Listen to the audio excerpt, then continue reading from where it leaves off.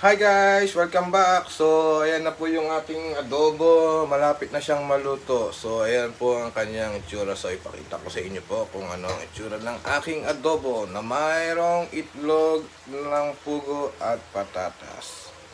So, ayan po ang ating menu for today. So, titikman ko na kung anong lasa po. So, naglagay po tayo ng additional na seasoning. Nilagyan ko ng kaunting laurel. So, yun yung aking style ng aking adobo. May laurel and paminta.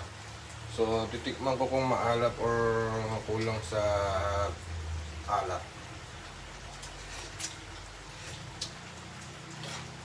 So, yan nga. Medyo kasi naglagay ako ng kaunting suka. So, tapos yung toyo masyadong marami.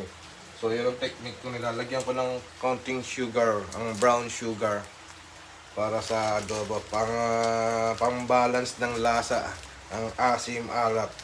So yan yung aking technique sa pagluluto ng adobo. So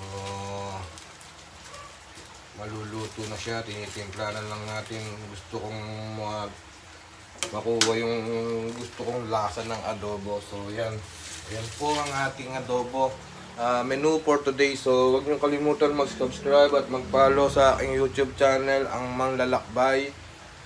So hanapin niyo na lang sa YouTube channel yan. And minsan ipopost ko sa aking Facebook page din also. Yan.